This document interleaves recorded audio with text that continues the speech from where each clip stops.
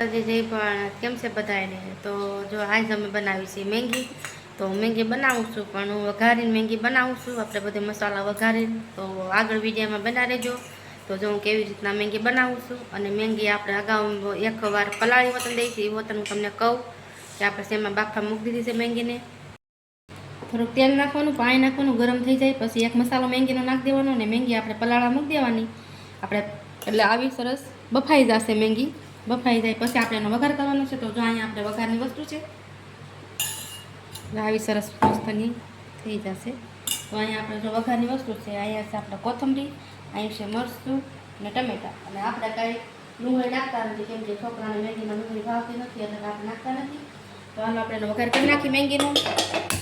અને એક પડીકી આપણે 2 મેંગી છે, એટલે એક મેંગીનું મેં તમને સમજાવ્યું એવી રીતના, અને એક મેંગીની પડીકી આપણે મસાલાની પડીકી કેવી રીતના નાખવાની છે એ હું તમને આગળ વિડીયોમાં બતાવી દઈશ.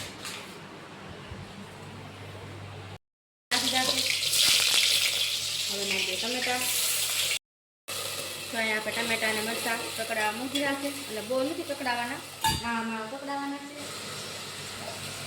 હળદર, ચટણી, બાફામાં થોડુંક નાખ્યું હતું એટલે આપણે આના માપે નાખવાનું છે. તો એક પડીકી આમાં નાખી હતી, મેં તમને વાત કરી હતી પલાળવા ટાણે, અને એક મેંગી પડીકી તો આપણે આવી રીતના નાખવાની છે, મસાલામાં ભેળવવાની છે.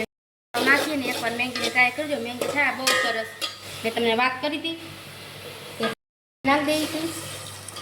2 મેંગી છે એટલે આપણે એટલું પાણી નાખવું પડે, અને વધારે પાણી કંઈ નાખવાનું નથી, કેમ કે આપણે બાફી લીધી છે એટલે. અને આવી રીતના ટ્રાય કરજો મેંગી, તો મેંગી બહુ સરસ બનશે, કેમ કે સ્વાદ બહુ મસ્ત આવશે વઘાર કરશો તો. અને એક મેંગી આપણે મેંગી છે ને જ્યારે બનાવી હોય ને, જેટલી મેંગી હોય ને એમાં 2 મેંગી હોય તો એક પડીકી મસાલો નાખીને અને પાણી નાખીને અને બાફા મૂકી દેવાની.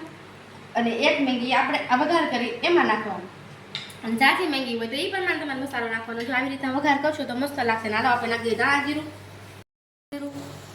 હવે આપણે નાખી દઈએ ધાણા ભાજી. તો જુઓ તમે અગાઉ તે આપણે મેંગીનો વઘાર કર્યો છે, ત્યાં જોતા મોઢામાં પાણી આવી જાય ને સુગંધ આવશે એક નંબર મસ્તીની.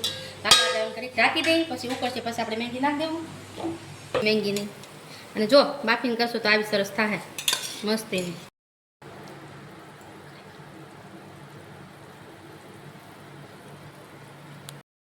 મેંગી નાખી દીધી છે, તો ઢાંકીને મૂકી દઈએ બાપ ઘડીક ઉકળવા ઢાંકી દઈએ. તો હાલ આપણે મેંગી બની ગઈ છે સરસ મજાની. તો હાલો આપણે મેંગી ખાવા. જોઈ લો વઘારેલી મેંગી છે.